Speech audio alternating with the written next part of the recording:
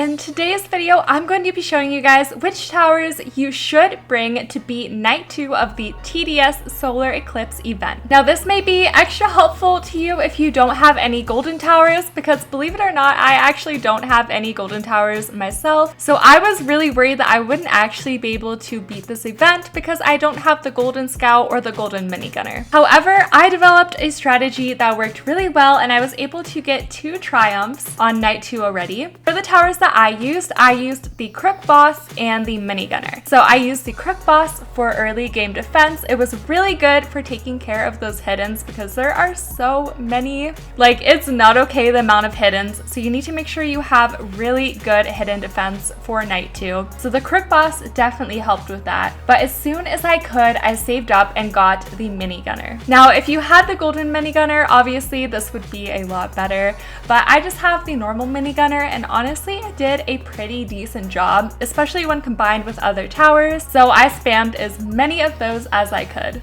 Now, I also think it's very important to have a support tower for Night 2. So this could be the commander or the DJ. I found that the commander seems to be a little bit better because you can do that call to arms function, which is super helpful, especially on the last wave. Some other towers that are good to bring that I don't necessarily have, but I've just seen work super well are obviously any golden towers. The golden Crook Boss, the golden scout, and the golden minigunner all seem to do really well. Also, Pursuit is a great tower to use too. And of course, Accelerator. I think Accelerator has proved to be one of the most valuable towers for Night 2 because honestly, I'm not sure. You probably could beat it without the Accelerator, but it really helps a lot for the last final boss. I did want to mention though that there is some sort of glitch going on with the Accelerator where it randomly stops working on the final wave. I still think it is a helpful tower to bring because it did help a lot up until that point when it like randomly stopped working,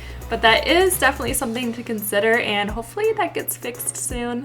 Luckily, you do get a little bit more money on Night 2 than you did on Night 1, so you are able to afford some of those higher end towers, which is super nice. But I would still recommend that you do not bring the farm. Again, I don't think the farm is necessary, just like it wasn't in Night 1. I don't know if maybe you'll use the farm for the next Nights 3 and 4 or not, but I kind of doubt it, because we haven't really needed it so far. Also, I would not bring the military base to Night 2, or honestly, you don't really need any sort of towers that really spawn like that because they're not honestly that helpful because the hiddens are some of the hardest zombies in this event, and all of those towers are not going to be able to detect the hiddens at all because the hiddens are floating ones. I don't know if that's the right terminology, but they are floating. So yeah, definitely do not bring the military base. Also, the Ace Pilot can be somewhat helpful sometimes because there is really good space on the map for the Ace Pilot, but I don't think you necessarily need it. I mean, obviously I did get a victory without it. If you have it, it's not a bad tower to bring, but it might not necessarily be the best. Definitely let me know what your guys' strategy was if you have gotten a victory on Night 2. I'm very curious, especially if you have gotten a victory without using any golden towers. I got super close one time, so I think it's possible to beat it without golden towers, but I haven't done it myself yet. Like always, I really hope that you guys did enjoy this video. If you did, make sure to leave a like and subscribe, and I hope to see you in my next one.